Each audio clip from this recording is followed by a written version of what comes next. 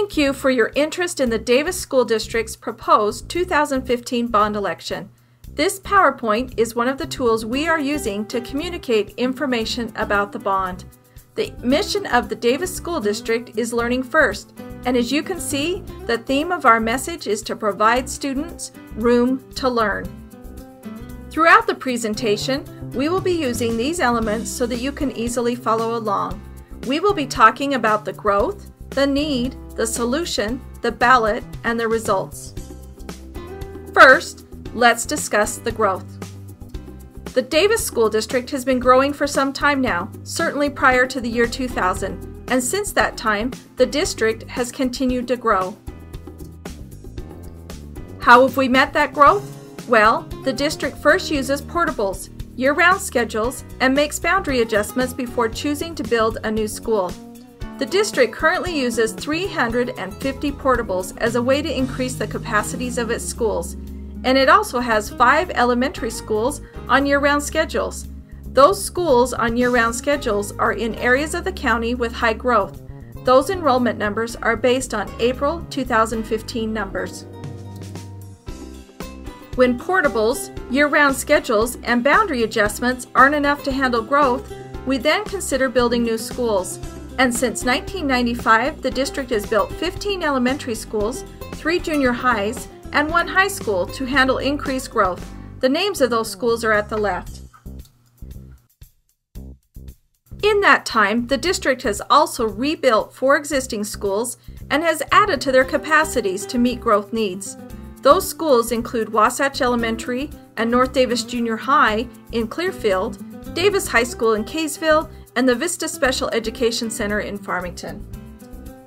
The district is also building 2 more elementary schools as we speak, on Glover Lane near 650 West in Farmington and near 200 North and Bonneville Drive in Kaysville. Anyone who spends any time in the central west side of the district knows that area is now growing at a rapid pace.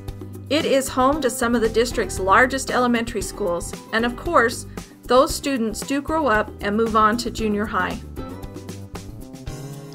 Let's now talk about what we are facing at our junior high school level. As you can see by our growth chart, Centennial Junior High in Kaysville is over capacity. The red dotted line indicates the capacity of the school. The blue solid line indicates how it will grow. In Layton, Legacy Junior High School is also over capacity and growth is continuing. There is also growth at Mueller Park Junior High in Bountiful. Mueller Park Junior High is growing because of the new Foxborough development, which is just east of Legacy Highway in North Salt Lake. Let's look at the high school level. Growth at Layton High School is continuing. Look at the red dotted line for capacity, the blue solid line for growth. Projections are that we will need 14 portable classrooms on site by 2018. At Viewmont High School in Bountiful, growth is also incredible, so much so that by 2018 it is projected that that school will need 19 portable classrooms. For a campus that small, it would be extremely challenging. Even at Davis High School, projections are that growth would mean 8 portable classrooms by 2018. As you may know, Davis High School is our largest high school with more than 2,400 students. That's big enough to be a small junior college. What is the solution? Because of the need to handle future growth, especially at the secondary level, the Board of Education is proposing a $298 million bond. $246 million of that bond would be used specifically for new construction, renovations, additions, and the purchase of property. $52 million would be used to help us maintain and enhance existing infrastructure, things like roofs, boilers, power upgrades, parking lots, and the like. One thing we want to point out is that none of the money of the proposed bond can be used for salaries or supplies. All of it would be used for construction.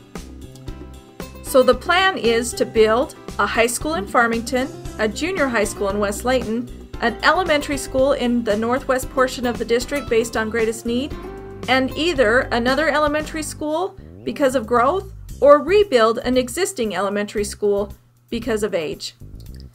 The district needs to also improve infrastructure at other schools.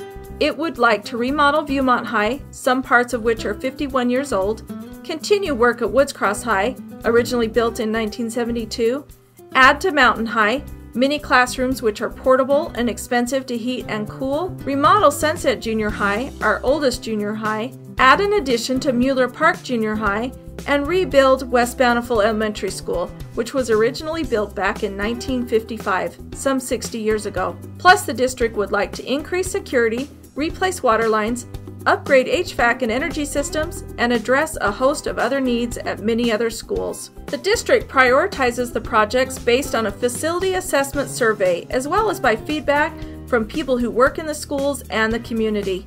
Each school is rated on a scale of 1 to 4, and areas seen in red or scoring a 1 rise to the top of the need list. And as we talk about that high school, those who have been around a while know that that discussion is not new. The district has owned 47 acres for 17 years now, knowing that sometime the school would be needed. The district uses some of the nearby property as a bus compound. So how is the bond proposal financed? That's where we turn to homeowners and voters for a bit of help. To do the work associated with the proposed bond, homeowners would pay an average of just under $2 a year in taxes for the next 5 years. That calculation is based on your home being worth $240,000, which is the median priced home in Davis County. Now let's talk about the ballot. We want to point this out because most of the language on the ballot is required and could be confusing. It will state that taxes would not increase more than $7.49 on a home valued at $240,000. That's the $1 to $2 increase per year that I just mentioned. Let me read this language as well. It will also say, if the bonds are issued as planned, and without regard to the existing taxes currently paid for existing bonds that will reduce over time, a property tax to pay debt service on the bonds will be required over a period of 26 years in the estimated amount of $168.84 per year on a $240,000 residence. What does that mean? That means without the proposed $298 million bond, property taxes would decrease gradually over 7 years by about $168.84, as shown on this chart. That would also mean no new schools to handle growth, no additions, no scheduled upkeep of infrastructure. Remember, the tax impact of the proposal from 2017 to 2022 will range between $1 and $2 per year, and by law, the proceeds of a bond such as this can only be used for construction.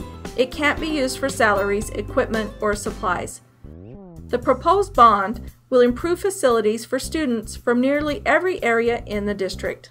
As we end this PowerPoint, let us share some of the 121 different projects that the district has been able to complete because voters approved its 2009 bond.